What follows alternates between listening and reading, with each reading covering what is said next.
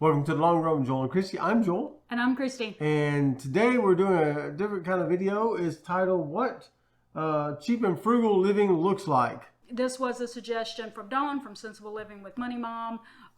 She loves doing these types of videos on her channel, and she loves seeing what other people, what their answer is. So we are going to do that, and it may be kind of like a series because we actually decided today just to stick to what frugal living looks like when it to us when it comes to grocery shopping, because we have two reasons for that. One is because that's mainly what our channel is about, living healthy on a budget, and one of the best ways to live healthy on a budget is figuring out how to afford healthy groceries. And the other reason is because the prices of groceries have started going up a little bit. So we thought this would be a timely thing to focus on groceries specifically. So y'all be sure to stick around. At least one of these I think is going to be probably something you don't hear very often. So let's get to it. Okay, so what does frugal living look like to us? Well, number one, we shop from our freezer and our pantry first before we actually go to the grocery store or even make our meal plans. Mm-hmm. And so what we do is we go to our freezer as we're making our grocery list, and we begin to inventory what's in there. And so we look at what chicken we have, we look at what beef we have, we look at any other things that we have in our freezer and our refrigerator, and then we move towards our pantry. And we look for seasonings, we look for rice, we look for things that are staples that are already in there that we can build our meal plan around. And then we begin to work on our grocery list based on what we already have. Okay, so jumping off of that first one, we move on to our meal plan.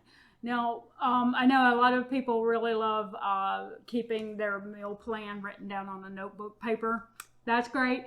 I actually used to do notebook paper, and I just got tired of having to write all the ingredients down and stuff, and thought that I could save some time if I used a digital format for that. And so at first I tried apps, and the only ones that gave me the functionality that I wanted money for them. And we're frugal. So I created a spreadsheet on Google Drive that I'm able to share across devices. In other words, I have it on my computer, but I also share it to my phone, but I also can share it to his phone. So if he is out getting groceries without me, he knows what was on the list. If we are together, but we decide to split up in the store and get it done faster, if he can see what's on there, and he can mark off anything that he picks up, he can mark it off, and then I know that he got that. Yep. So for us, it feels like it's a little, it is a time saver, and it's also a money saver. It just seems to save time for me to be able to copy and paste those ingredients into my grocery list, and I can see the meal plan. I can see when I need my ingredients. Do I need them? Do I need that bell pepper this week or next week? If it's next week, I'm not going to buy it this week. So I can divide it up in first week and second week categories. That way I don't buy produce that could go bad before I get to it. And so that's just a little see into how we use our chart. We'll probably do a video on that at some point where we go into greater detail about how we do that, just to make sure that we don't waste any food. All right, so number three in how what frugal living looks like to us is that we've learned to be better cooks, because now we started cooking things on the regular as far as full meals go, and we don't go out to eat as much. So that tends to be very frugal when we're not spending $50. We're only spending like $6 to feed a family of 3 rather than 50. And so we've also learned to cook things like to make things like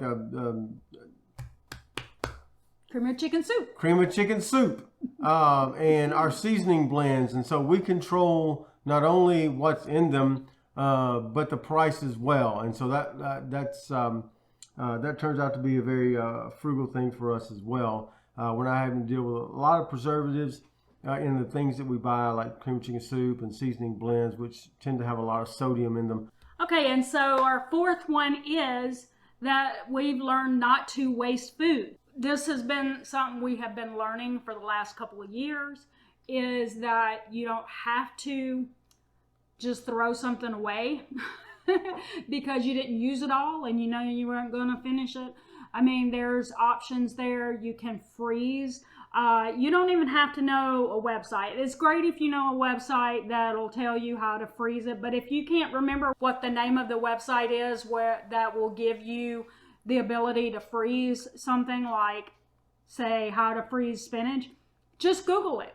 How to freeze spinach. The websites will come up. Mm-hmm. That's the whole point, is that you learn how to do a better job with your produce and freezing things, and that way you don't have to buy as many groceries because you're using what you already have. All right, and the last thing we want to talk about is what frugal living looks like for us. This one's a big one. Yeah, it's unit cost when you go shopping. Now, if you're not looking at unit costs, you may be paying a little more than you normally would. And you have to really be careful about unit costs as well, because they'll be sneaky on you. And some things are listed right next to each other, which we're going to show you a picture of this, almost right next to each other. Sometimes unit cost is per ounce, and sometimes it's per each.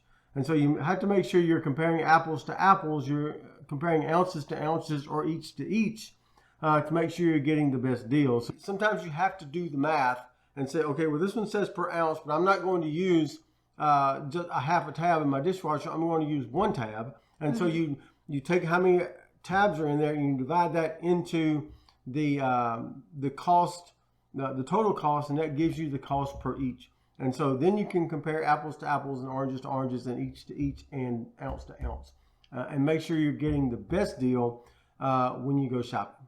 All right, so thanks for joining us today on what frugal living looks like to us. Grocery edition. Like I said, we're going to have some more editions coming up on some different topics probably in the near future, but we want to do this one for you today. So don't forget to like, subscribe, and hit that notifications bell for updates when we upload new videos on Monday, Wednesday, Friday, and sometimes on the weekend. Thanks again, Dawn, for the suggestion. Sensible Living with Money Mom. If you haven't been over there, go over there and check her channel out. She has a few of these videos up as well. I think that's going to do it today. For The Long Run with Joel and Christy, I'm Joel. I'm Christy. And don't forget, it's the long run. Give yourself a little grace. Bye.